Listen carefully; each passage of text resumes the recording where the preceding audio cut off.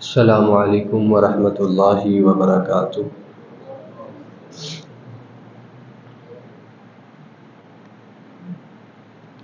ان الحمد للہ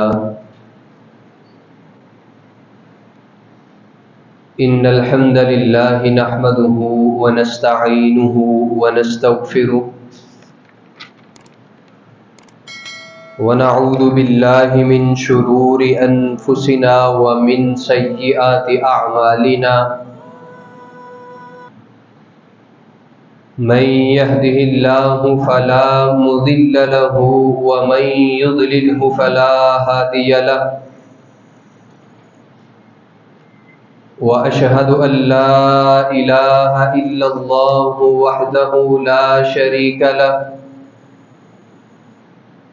وأشهد أن محمدا عبده ورسوله، أما بعد فإن خير الحديث كتاب الله، وخير الهدي هدي محمد صلى الله عليه وسلم، وشر الأمور محدثاتها وكل محدثة بدعة وكل بدعة ضلالة وكل ضلالة في النار۔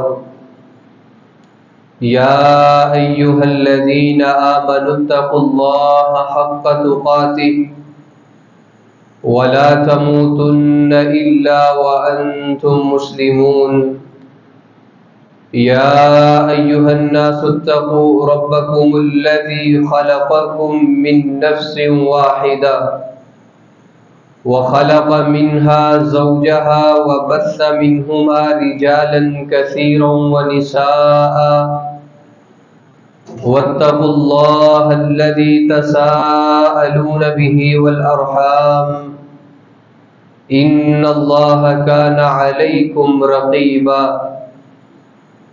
يا أيها الذين آمنوا اتقوا الله وقولوا قولا سديدا يصلح لكم أعمالكم ويغفر لكم ذنوبكم، ومن يطع الله ورسوله فقد فاز فوزا عظيما۔ إن الله وملائكته يصلون على النبي يا أيها الذين آمنوا صلوا عليه وسلموا تسليما۔ اللهم صل على محمد وعلى آل محمد كما صليت على إبراهيم وعلى آل إبراهيم إنك حميد مجيد۔ اللهم بارك على محمد وعلى آل محمد كما باركت على إبراهيم وعلى آل إبراهيم إنك حميد مجيد۔ اللهم انفعنا بما علمتنا وعلمنا ما ينفعنا وزدنا علما۔ رب اشرح لي صدري ويسر لي أمري واحلل عقدة من لساني يفقه قولي۔ رب أوزعني أن أشكر نعمتك التي أنعمت علي وعلى والدي وأن أعمل صالحا ترضاه وأصلح لي في ذريتي إني تبت إليك وإني من المسلمين۔ سبحانك لا علم لنا إلا ما علمتنا إنك أنت العليم الحكيم۔ صدق اللہ العظیم۔ ہر قسم کی حمد و ثنا صرف اور صرف اللہ وحدہ لا شریک کی پاک ذات کے لیے ہے، جو ذات خالق کائنات، مالک کائنات، رب العالمین، داتا گنج بخش مجھے اور آپ کو پالنے والی ہے۔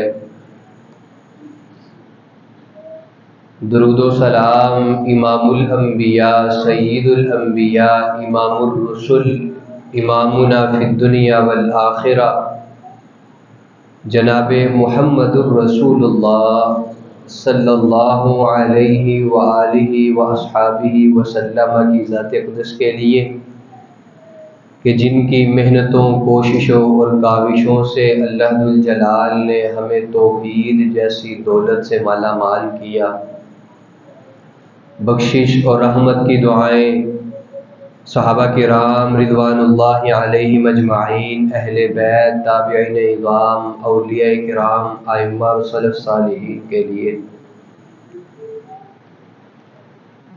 حضرات محترم،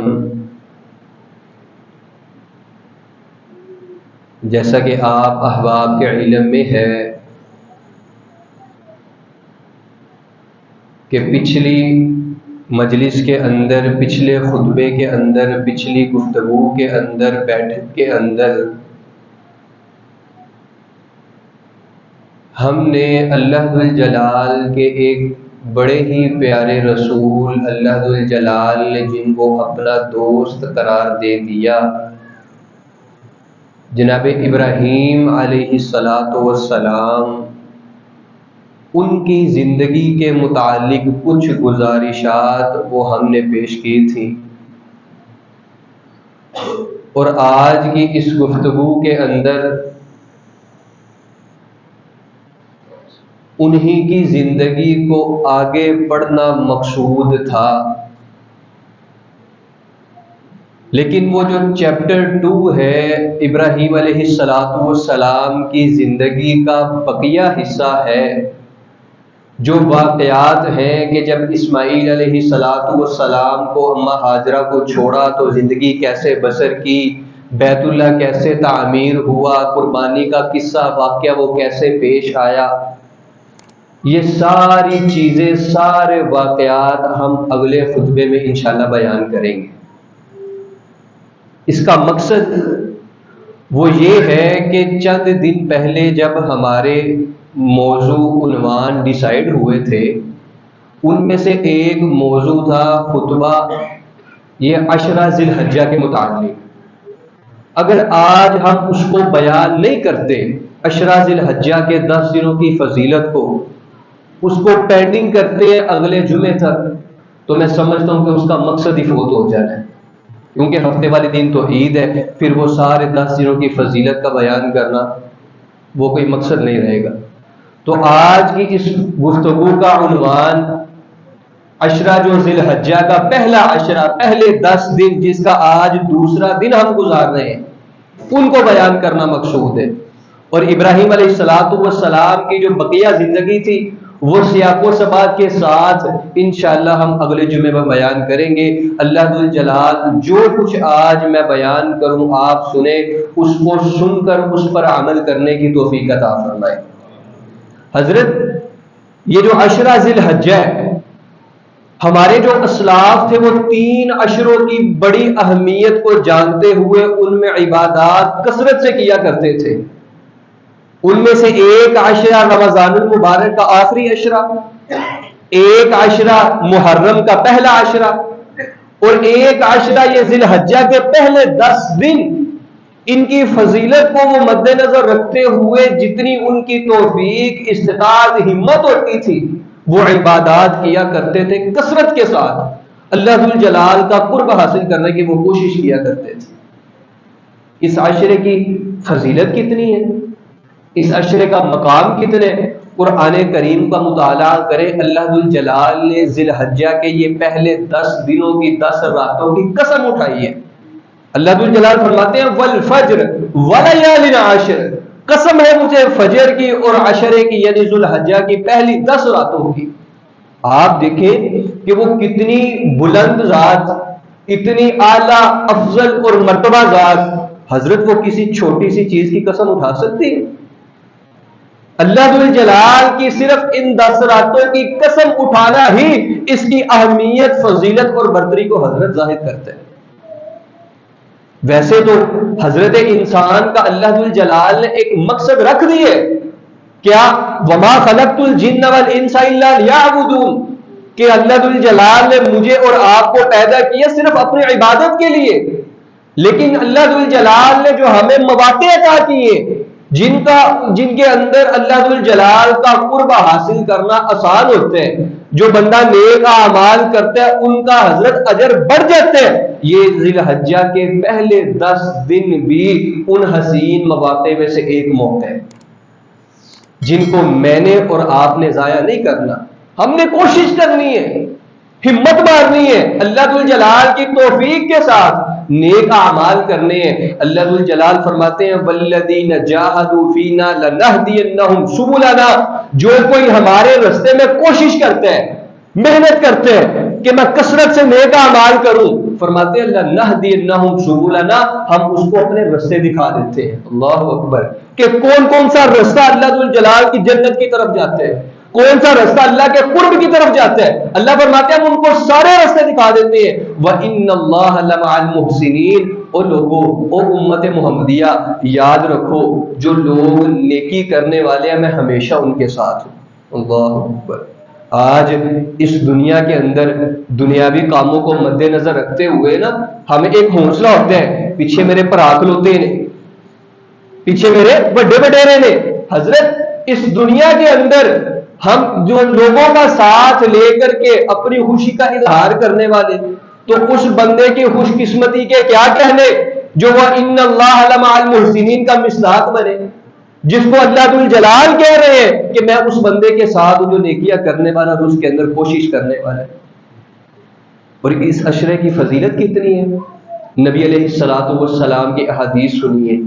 آپ علیہ الصلوۃ والسلام نے کیا فرمایا، ما من ایام العمل الصالح فيها احب الى الله من هذه الايام، یعنی ایام العشر۔ نبی علیہ الصلوۃ والسلام فرماتے ہیں کہ یہ جو عشرہ ذی الحجہ کے پہلے 10 دنوں کے اندر کرنے والے نیک اعمال ہیں، ان سے زیادہ محبوب اللہ ذو الجلال کو کوئی عمل نہیں ہے۔ جو اس عشرہ ذی الحجہ کے اندر نیک عمل کرتے ہیں، فرمایا کہ یہ ایسے دن ہے، ایسا موقع ہے، ایسا ٹائم ہے، ایسا وقت ہے کہ اس سے بڑھ کر کے کوئی موقع اللہ ذو الجلال کے نزدیک ایسا نہیں ہے جو اللہ ذو الجلال کو اس سے زیادہ محبوب ہو۔ صحابہ نے سوال کیا، قالوا یا رسول اللہ صلی اللہ علیہ وسلم ولا الجہاد فی سبیل اللہ، اللہ ذو الجلال کے راستے میں جہاد کرنا کیا وہ بھی اللہ ذو الجلال کو اتنا محبوب اور اتنا پسند نہیں ہے؟ آپ علیہ الصلوۃ والسلام کیا فرماتے ہیں، ہاں ولا الجہاد فی سبیل اللہ، کوئی بندہ اللہ ذو الجلال کے راستے میں جہاد کرتا ہے وہ بھی اللہ ذو الجلال کو اتنا پسند محبوب نہیں ہے جتنا وہ بندہ اللہ ذو الجلال کو پسند ہے جو ان 10 دنوں کے اندر نیک اعمال کثرت سے کرتے ہیں۔ لیکن نبی علیہ الصلوۃ والسلام نے فرمایا الا رجل، مگر سوائے اس شخص کے خرج بنفسہ و مالہ، جو میدان جہاد کے اندر نکلتا ہے اپنی جان کو لے کر کے، اپنے مال کو لے کر کے، اور وہ اللہ ذو الجلال کے راستے میں شہید ہو جاتا ہے۔ اگر وہ بندہ میدان جہاد میں شہید ہوتا ہے پھر وہ اللہ ذو الجلال کو اس بندے سے زیادہ محبوب ہوگا، وگرنہ نہیں۔ وگرنہ اللہ ذو الجلال کے نزدیک سب سے زیادہ محبوب ہوئی ہے جو ان 10 دنوں کے اندر نیک اعمال کو کرنے والے۔ آپ علیہ الصلوۃ والسلام کی حدیث، جہاد کرنا اللہ ذو الجلال کے راستے میں کوئی چھوٹا عمل ہے؟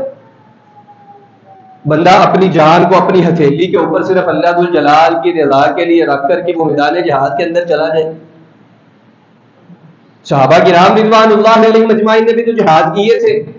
انس بن نضر کو دیکھیے، اللہ اکبر، میدان احد میں کھجوریں کھا رہے ہیں، کھجوریں پھینک دی، کیوں؟ اللہ کے رسول مجھے احد کے قریب سے جنت کی خوشبو آ رہی ہے۔ اللہ اکبر۔ پھر احد میں لڑتے لڑتے شہید ہو گئے۔ جب ان کی میت ملی، ان کا جثہ، ان کا جسم، ان کا جسد ملا، تو صحابہ بیان کرتے ہیں کہ ان کے بدن کے اوپر 90 سے زیادہ تلوار اور نیزوں کے زخم تھے۔ اللہ اکبر، اتنا بڑا عمل جہاد، لیکن جو بندہ جہاد، میدان جہاد کے اندر صرف شہید ہو جائے، غازی نہیں شہید ہو جائے، وہ ان اعمال اور وہ کرنے والے بندے کے اپنے سے زیادہ محبوب اللہ ذو الجلال کو ہو سکتے ہیں۔ اس کے علاوہ نبی علیہ الصلوۃ والسلام کی دوسری حدیث، آپ علیہ الصلوۃ والسلام نے فرمایا ما من عمل ازکا عند اللہ، کوئی بھی عمل ایسا نہیں ہے ولا اعظم اجرا عند اللہ، کوئی بھی عمل اللہ ذو الجلال کے نزدیک اس سے زیادہ محبوب نہیں ہو سکتا جو یہ قربانی والے عشرے کے اندر کیا جائے. معنی سیم ہے، الفاظ کا تھوڑا رد و بدل ہے. فرمایا کہ اللہ ذو الجلال کے نزدیک سب سے زیادہ پاکیزہ اور سب سے زیادہ اجر و ثواب کا حامل وہ عمل ہے جو اس عشرۃ الاضحیہ یا قربانی والے عشرہ کے اندر کیا جاتا ہے. ان دنوں کے اندر حضرت اعمال کی اتنی فضیلت ہے جن کو میں نے اور آپ نے ہماری زندگی کے اندر پتہ نہیں کتنی عید الاضحیٰ ہم نے منا لی، لیکن یہ 10 دن بھی ہم ویسے ہی گزارتے ہیں جیسے ہم عام دن گزارتے ہیں. یقین جانیے یہ 2 دن گزر گئے، ہم نے کیا کیا؟ کچھ بھی نہیں کیا. وہی ہماری روایات، وہی ہماری ٹائمنگ، وہی ہمارا اٹھنا سونا کام پہ سارا کچھ وہی. کچھ ہم نے اپنے نظام کو مرتب نہیں کیا، اس کے اندر ہم چینجنگ نہیں لے کر کے آئے کہ جس نظام کے لیے جن دنوں کے لیے ہمارے اسلاف وہ محنت کیا کرتے تھے. صحابی بیان کرتے ہیں کہ سعید بن جبیر رضی اللہ تعالی عنہ جب نبی علیہ الصلوۃ والسلام کی یہ احادیث سنی نا، وہ ان دنوں کے اندر اتنی کثرت سے عبادت کیا کرتے کہ ان جیسے عبادت کرنا دوسرے لوگوں کے لیے مشکل ہو جاتا. وہ اس کی عظمت کو سمجھتے تھے کہ ان 10 دنوں کے اندر عبادت کرنے کی، نیکی کرنے کی، صدقہ و خیرات کرنے کی، نوافل پڑھنے کی وہ فضیلت کی ہے. اللہ اکبر. ان 10 دنوں کی فضیلت کے اندر حضرت ایک بات اور بھی ایڈ کر لی، وہ ہے یوم عرفہ. حج سارے کرتے ہیں جو کرنے کے لیے گئے ہیں، اللہ ذو الجلال ان کا حج قبول فرمائے. نبی علیہ الصلوۃ والسلام کا فرمان ہے الحج عرفہ، حج عرفات کے میدان میں ٹھہرنے کا نام ہے. اب حج کا رکن صرف ایک تو نہیں ہے، وہ مینا میں جانا بھی ہے، مزدلفہ بھی ہے، رمی جمرات، وہ ساری چیزیں، لیکن وقوف عرفہ عرفات کے میدان میں ٹھہرنا یہ حج کا ایک مین اور سب سے بہترین رکن ہے. اس وجہ سے آپ علیہ الصلوۃ والسلام نے اس کو ہی عرفہ قرار دے دیا. اب یہ دیکھیے یہ دن کب آتے ہیں؟ عشرہ ذی الحجہ کے اندر. مفسرین جمہور علماء کرام کہتے ہیں کہ اگر ان 10 دنوں کی فضیلت نہ بھی ہوتی تو صرف یہ ایک دن ہی کافی تھا جس دن کے اندر اللہ ذو الجلال اپنے ان بندوں کو جہنم سے آزادی دیتے، جس دن کے اندر اللہ ذو الجلال ان کے لیے عام مغفرت کا اعلان کرتے. صرف یہ ایک دن ہی کافی تھا ان 10 دنوں کی فضیلت کے لیے. اور علامہ ابن حجر رحمہ اللہ جو بخاری کی ایک بہترین شرح اور سب سے پائے کی جو شرح ہے نا فتح الباری، اس کے جو لکھنے والے ہیں وہ بیان کرتے ہیں کہ ان 10 دنوں کی فضیلت کا ایک سبب یہ بھی ہے کہ جتنی مین عبادات ہیں وہ ان 10 دنوں کے اندر جمع ہوتی ہیں، نماز، روزہ، صدقہ، حج. فرمایا کہ یہ بھی ایک سبب ہے. اس کے علاوہ پورے سال کے اندر کوئی موقع ایسا نہیں آتا جس موقع کے اوپر یہ سارے عبادات ایٹ اے ٹائم ایک وقت ایک جگہ جمع ہوتی ہوں. تو عرض کرنے کا مقصد ہے اس عاشرے کی بڑی فضیلت ہے. اس کے اندر نیک اعمال کرنے ہیں. ہمیں نیک اعمال کون سے؟ سب سے پہلے تو جو توفیق رکھتا ہے، طاقت رکھتا ہے، حج اور عمرہ کرے، لازمی کرے. جو اس سال نہیں جا سکا، اللہ ذو الجلال نے صحت دی ہے، استطاعت دیا، ارادہ کر لے اگلے سال انشاءاللہ ضرور جانا ہے. نبی علیہ الصلوۃ والسلام کے فرمان کو اپنے سامنے رکھے. آپ علیہ الصلوۃ والسلام نے فرمایا العمرہ الی العمرہ، ایک عمرہ جب بندہ کرتا ہے، فار ایگزامپل لے لے 2015 میں کیا، دوسرا عمرہ کیا 2020 کے اندر، فرمایا کفارۃ لما بینہما، یہ جو 2 عمروں کے درمیان سارا 5 سال کی حضرت جو گیپ آیا ہے، فرمایا یہ اس بندے کے لیے اس کے تمام گناہوں کے کفارے کا سبب بن جاتا ہے. اتنا بڑا عمل ہے. اور فرمایا والحج المبرور، جو بندہ حج مبرور کرتا ہے لیس لہ جزاء الا الجنہ، سوائے جنت کے اس بندے کے لیے اس کا بدلہ کوئی اور ہو ہی نہیں سکتا. اللہ اکبر.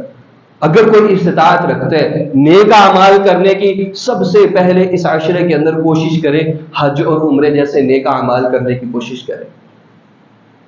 اس کے بعد روزہ رکھنا. اللہ اکبر.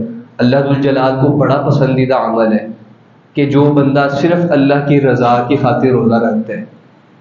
ابھی میں ان 10 دنوں کی بات نہیں کرتا، ویسے ایک حدیث ہے وہ سماعت فرمائیے. نبی علیہ الصلوۃ والسلام نے فرمایا ما من عبد یصوم یوما فی سبیل اللہ، اگر کوئی بندہ اللہ ذو الجلال کی رضا کی خاطر اس کو خوش کرنے کے لیے، اس کا قرب حاصل کرنے کے لیے ایک دن کا روزہ رکھتے ہیں. کتنا؟ ایک دن کا. 8 10 12 گھنٹے صرف اپنے آپ کو بھوکا پیاسا رکھتے ہیں اللہ ذوالجلال کو خوش کرنے کے لیے. رمضان کے روزے تو فرض ہے نا، ان کی فضیلت، اہمیت، ان کا ثواب وہ ایک لیول کی چیز ہے، اس کی بات ہی نہیں کر رہا. نفلی روزہ جو بندہ صرف اللہ ذوالجلال کو راضی کرنے کے لیے، اللہ کو خوش کرنے کے لیے، صرف اس کا قرب حاصل کرنے کے لیے ایک روزہ رکھتے ہیں، آپ علیہ الصلوۃ والسلام نے فرمایا کہ اللہ ذوالجلال اس کو جہنم سے 70 خریفہ 70 سال کی مسافت تک وہ دور کر دیتا ہے. اللہ اکبر. حضرت کو چھوٹا عمل ہے روزہ رکھنا. 70 سال کی مسافت، 70 سال کا فاصلہ ایک روزہ رکھنے کی وجہ سے اللہ کی رضا کی خاطر جو رکھتا ہے، نبی علیہ الصلوۃ والسلام کے فرمان کے مطابق اللہ ذوالجلال اس بندے کو جہنم سے اتنا دور کر دیتے. اور آپ علیہ الصلوۃ والسلام کا یہ معمول تھا. آپ عشرہ ذی الحجہ کے پہلے 9 دن، یوم عاشوراء کا، اور جو مہینے کے اندر 13 14 15 چاند کی جو تاریخ ہے ایام 20 جسے کہا جاتا ہے، یہ آپ روزے رکھا کرتے تھے. اس کے علاوہ ایک حدیث میں وضاحت ہے آپ سوموار کا اور جمعرات کا بھی روزہ رکھتے تھے. یہ سارے نفلی روزے ہیں جو اللہ ذوالجلال کے رضا کی خاطر رکھے جاتے ہیں. خصوصاً یوم عرفہ کا روزہ، 9 ذی الحج کا روزہ، آپ علیہ الصلوۃ والسلام نے فرمایا احتسب الی اللہ، میں اللہ ذوالجلال سے اس بات کی امید کرتا ہوں کہ جو 9 ذی الحج کا روزہ رکھے گا، ایک جو گزرا ہوا پچھلا سال ہے اور ایک آنے والا سال، اللہ اس بندے کے 2 سال کے گناہ معاف کر دے گا. اللہ اکبر. صرف ایک روزہ 9 ذی الحج کا. آج کتنی تاریخ ہے؟ 2 ذی الحج ہے میرا خیال ہے. تو کوشش کریں گے سارے احباب.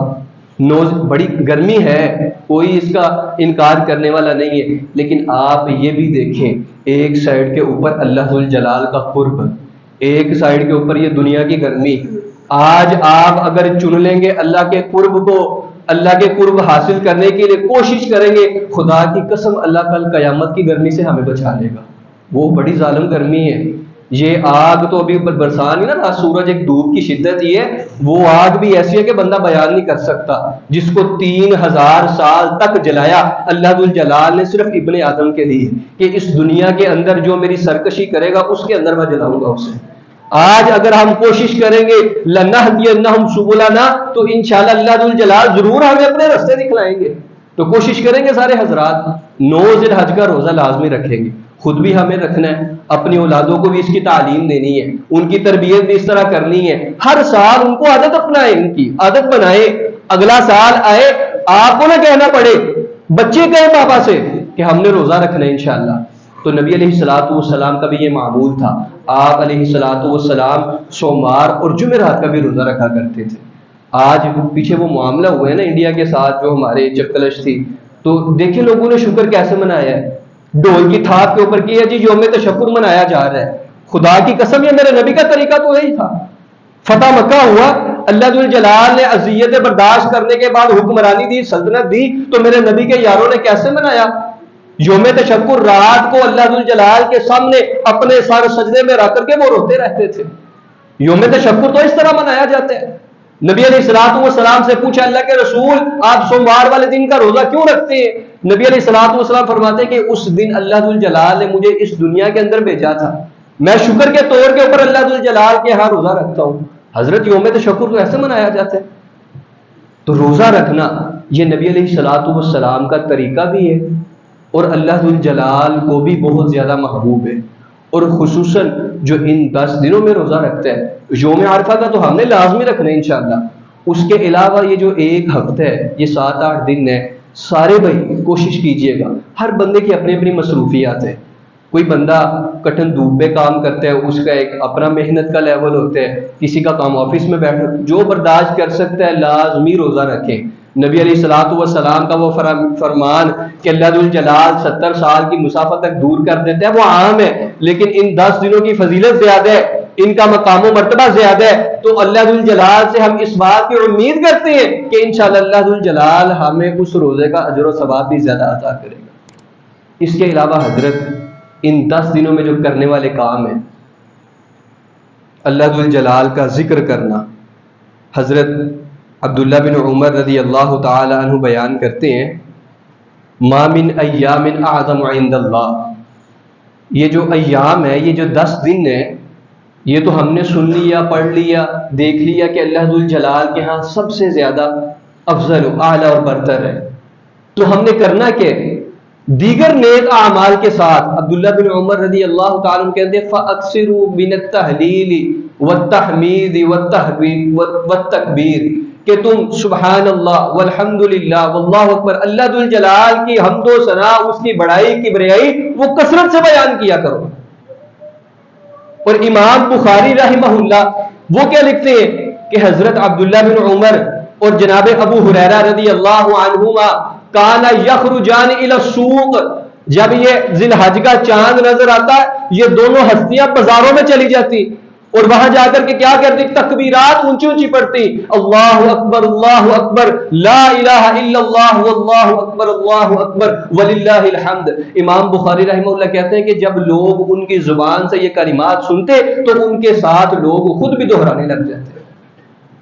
آج میرے اور آپ کی حضرت طبیعت اس طرح کی بن چکی ہے کہ کار کے اندر، گاڑی کے اندر گانا تو ہم فل آواز سے لگا دیتے ہیں، کوئی شرم محسوس نہیں کرتے، لیکن بائک پہ جا رہے ہو نا اونچی آواز سے ہمیں تکبیرات پڑھنا، درود پاک پڑھنا، دیگر نیک کلمات پڑھنا، وہ ہم شرم محسوس کرتے ہیں کہ یار لوگ سن رہے ہیں۔ لیکن میرے نبی کے یاروں کا طریقہ کیا تھا؟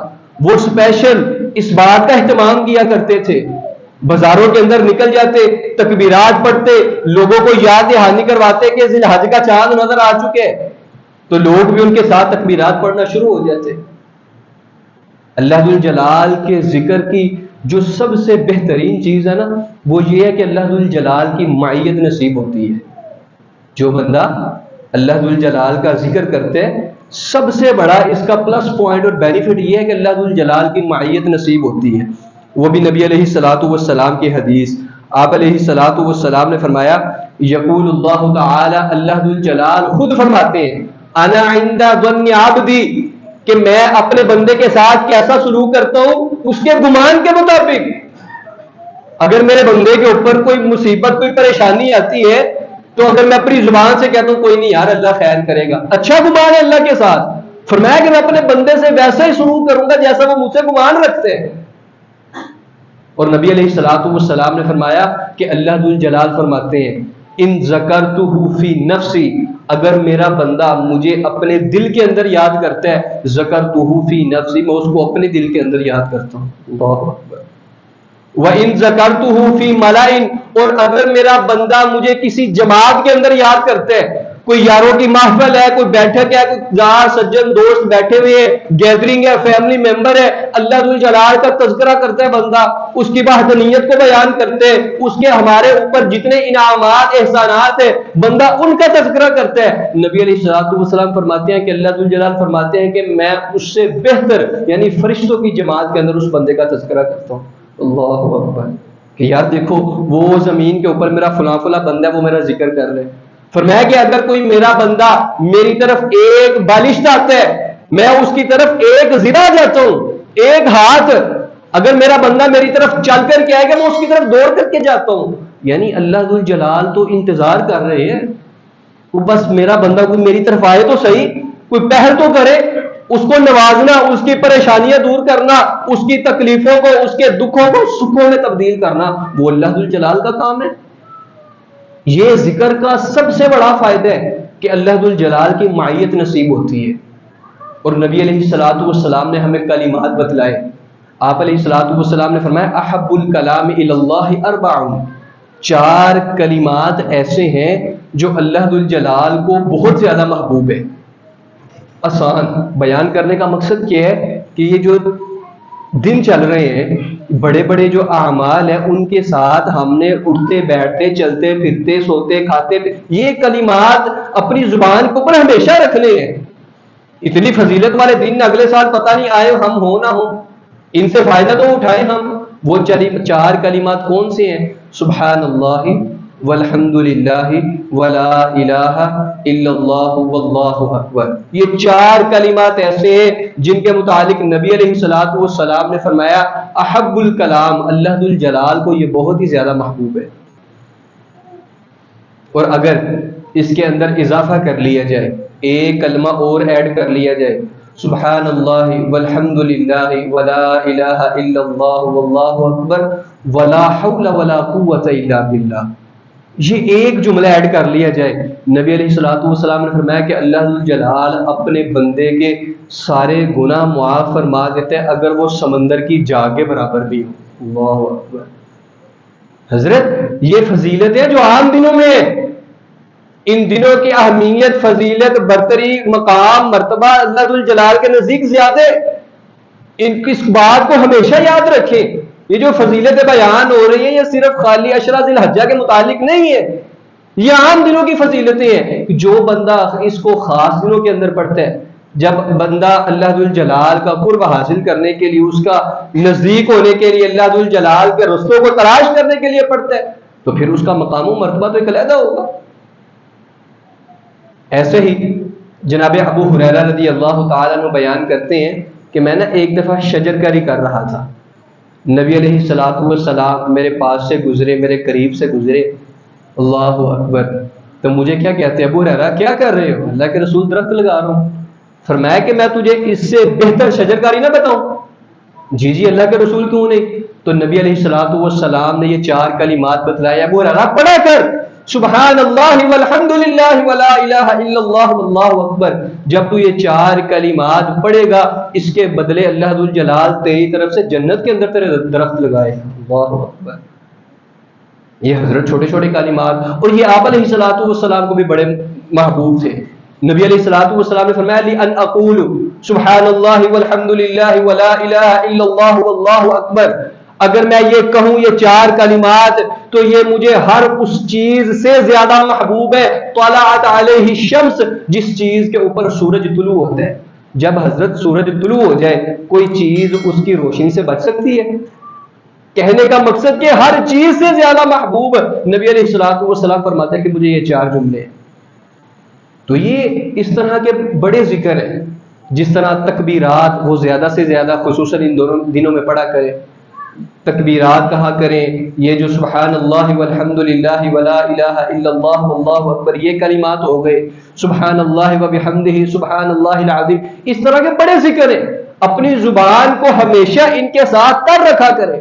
یقین جانیے جو بندہ ذکر کرتا ہے، الا بذکر اللہ تطمئن القلوب، اس دنیا کے اندر جیسی جیسی مرضی پریشانی میں وہ پھنسا ہو، کاروباری معاملات ہوں، گھریلو پریشانی، جیسی مرضی پریشانیاں ہوں، اللہ ذو الجلال کیا فرماتے ہیں قرآن کریم کے اندر کہ دلوں کا سکون، اطمینان صرف اللہ کے ذکر کے اندر ہے۔ اللہ کے ذکر کے اندر بڑی چیزیں شامل ہیں، ہر وہ چیز، ہر وہ بات، ہر وہ جملہ جو اللہ ذو الجلال کی رضا کا سبب بنے، وہ اللہ ذو الجلال کے ذکر میں شامل ہے۔ آپ نماز دیکھ لیں، لوگوں کو خوش کرنا دیکھ لیں اللہ کی رضا کی خاطر، آپ قرآن کریم کی تلاوت کو لے لیجئے، ہر بات، ہر چیز یہ ذکر کے اندر شامل ہے۔ قرآن کریم کی تلاوت، اللہ اکبر، صحابہ بیان کرتے ہیں نبی علیہ الصلوۃ والسلام نے فرمایا کہ جب تم رات کو اس زمین سے آسمان کی طرف ستارے کو دیکھتے ہو، وہ تمہیں چمکتا دمکتا نظر آتے، تو جس گھر کے اندر اللہ ذو الجلال کا ذکر اس انداز سے ہوتا ہو کہ قرآن کی تلاوت کی جاتی ہو، فرمایا کہ وہ عرش آسمانوں کے اوپر سے اس طرح گھر چمکتا ہوا نظر آتا ہے جس طرح تم رات کو ستارے کو چمکتا ہوا دیکھتے ہو۔ تو یہ اللہ ذو الجلال کے ذکر ہے سارے، ان کی بڑی برکتیں ہیں۔ تو اس 10 دنوں کے اندر کوشش کرنی ہے کہ کوئی بھی لمحہ خالی نہ جانے پائے۔ اگر آپ صدقہ و خیرات کر سکتے ہیں کثرت سے کریں، آپ نوافل پڑھ سکتے ہیں کثرت سے پڑھیں، قرآن کریم کی تلاوت کثرت سے کریں۔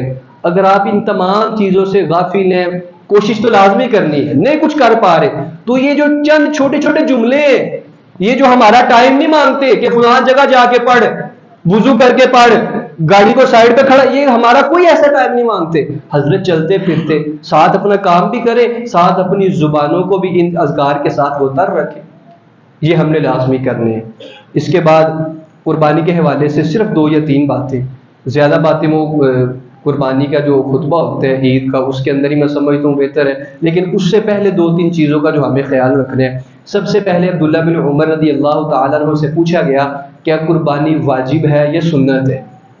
تو وہ بیان کرتے ہیں کہ نبی علیہ الصلوۃ والسلام نے قربانی کی اور مسلمانوں نے قربانی کی۔ اس نے دوبارہ سوال کیا تو وہ کیا کہتے ہیں؟ اتعقل، کیا تجھے عقل نہیں ہے؟ ضحى رسول اللہ صلی اللہ علیہ وسلم والمسلمون، میں تجھے کہہ رہا ہوں کہ نبی علیہ الصلوۃ والسلام نے قربانی کی اور مسلمانوں نے بھی کی. یعنی قربانی واجب نہیں ہے، اس بات پر علماء کا اتفاق ہے، لیکن جو صاحب استطاعت ہے اس کے لیے کرنا ضروری ہے. وہ کس طرح؟ نبی علیہ الصلوۃ والسلام کی حدیث ہے، آپ علیہ الصلوۃ والسلام نے فرمایا کہ جو قربانی کی استطاعت رکھتا ہو اور قربانی نہ کرے، وہ ہماری عیدگاہ کے اندر مصلانا کے الفاظ موجود ہیں، وہ ہماری عیدگاہ کے اندر نماز پڑھنے نہ آئے. اس سے پتہ چلتا ہے کہ تاکیداً نبی علیہ الصلوۃ والسلام نے حکم دیا. آپ 10 سال مدینہ میں رہے اور کوئی بھی سال ایسا نہیں تھا جس کے اندر نبی علیہ الصلوۃ والسلام نے قربانی نہ کی ہو. ایک چیز. دوسری چیز، قربانی کرنے سے پہلے ہمیں سب سے زیادہ جس چیز کو مد نظر رکھنا چاہیے نا، وہ ہماری نیت ہے. ان کو خالص کر لیجئے اللہ کی رضا کی خاطر. ایسا نہیں ہے کہ میرے ہمسائے نے گائے لے کر کے آیا، کوئی بکرا لے کر کے آیا اور میں اپنے دوستوں کو کہتا پھروں، میں اپنے دل کے اندر یہ بات بٹھا لوں میں نے تو چنگا لے کے آنا ہے. یہ اللہ ذو الجلال کو تو مقصود ہی نہیں ہے. آپ جتنا مرضی اچھا کریں، اللہ ہماری قربانیاں قبول کرے، لیکن اللہ کو کیا چاہیے؟ لن ینال اللہ لحومها ولا دماؤها ولکن ینالہ التقوی. اللہ ذو الجلال فرماتے کہ نہ مجھے ان کا خون پہنچتا ہے، نہ مجھے ان کی گوشت کی ضرورت ہے، میں کس چیز کو دیکھنا چاہتا ہوں؟ تمہارے تقوی کو. آپ چھوٹا جانور کر لیں، سستی لے، تقوی، اللہ ذو الجلال کی رضا، نیت خالص ہونا، یہ حضرت بڑا ضروری ہے. یہ میں بات اس وجہ سے کر رہا ہوں کہ میں بھی اس معاشرے کا حصہ ہوں، آپ بھی اس معاشرے کا حصہ ہیں. ہم ایسی باتیں سنتے بھی ہیں لوگوں کے منہ سے، زبانوں سے، اور ایسے دیکھتے بھی ہیں کہ شریک داری کے اندر صرف دوسرے کو نیچا دکھانے کے لیے ایک کے بدلے 2 جانور لے آیا، اس کے جانور سے اچھا جانور، صرف لوگوں کو دکھلانے کے لیے یا اس کو نیچا محسوس کروانے کے لیے. تو یہ بات قربانی کے اندر نہیں ہونی چاہیے. یہ اللہ کے لیے ہونی چاہیے، نیت بھی خالصتاً اللہ ذو الجلال کی رضا کے لیے خالص ہونی چاہیے. اس کے بعد قربانی کا جانور نبی علیہ الصلوۃ والسلام نے فرمایا کہ جو کوئی خریدنا چاہتا ہے وہ 4 چیزوں کا خیال رکھے. 4 عیب اس کے اندر نہیں ہونے چاہیے. ایک تو وہ کانا نہیں ہونا چاہیے اور اس کا کانا پن بالکل واضح ہو. لنگڑا نہیں ہونا چاہیے، جب چلے محسوس ہوتا ہو کہ ٹیر مارتا ہے، پھر ٹانگ اس کی لنگڑے، یہ بھی نہیں ہونا چاہیے. فرمایا کہ اتنا کمزور بھی نہیں ہونا چاہیے کہ وہ ہڈیوں کی مٹھ لگے. اور جانور کیسا ہے؟ 2 دانتا کرنا چاہیے. کھیرا جانور وہ نبی علیہ الصلوۃ والسلام نے صرف ایک وقت کے اندر رخصت دی ہے. آپ احادیث کا مطالعہ کریں، غالباً عبداللہ بن عباس رضی اللہ تعالیٰ عنہ راوی ہیں، وہ بیان کرتے ہیں کہ نبی علیہ الصلوۃ والسلام نے اجازت دی کھیرا کرنے کی، 1 سالہ کرنے کی، ان یعصر، جب مشکل ہو 2 دانتا نہ ملے، وہ بھی ہر جانور نہیں، من الضأن، بھیڑ کا یا دمبے کا بچہ آپ کھیرا کر سکتے ہیں. اس کے علاوہ مسنہ 2 دانتا یا اس سے اوپر ہونا ضروری ہے. منڈی میں جاتے ہیں وہ جو بیپار کرنے والے بیپاری ہیں، وہ علیحدہ سے مفتی بنے ہوتے ہیں اور نہیں بہو جی لگ جاتا ہے، کوئی نہیں لگتا. وہ جو نبی علیہ الصلوۃ والسلام نے رخصت دی ہے صرف بھیڑ کے بچے میں یا دمبے کے، وہ اس شکل میں ہے ان یعصر علیکم، اگر مارکیٹ میں جانور نہ ملے. تو یہ چند ایک چیزیں تھیں کہ اپنی نیت کو خالص رکھیں. قربانی جو بندہ استطاعت رکھتا ہے وہ لازمی کرے، ضرور کرے. اور مسنہ جانور خریدنے، اور جانور وہ نہیں ہونا چاہیے جو عیب نبی علیہ الصلوۃ والسلام نے بیان کیے ہیں کہ اس کے اندر عیب ہو. ایک اور بات کہ ماشاءاللہ آپ سب لوگ کرتے ہوں گے، لوگوں کے اندر گوشت تقسیم کرتے ہیں. ظاہر سی بات ہے سارا گوشت کوئی گھر تھوڑی نہ رکھ لیتا ہے، لوگوں کی خوشی کا ذریعہ بنے.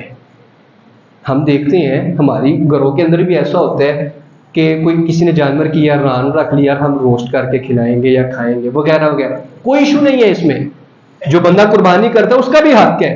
لیکن آپ اس سال تھوڑا ڈیفرنٹ کریں.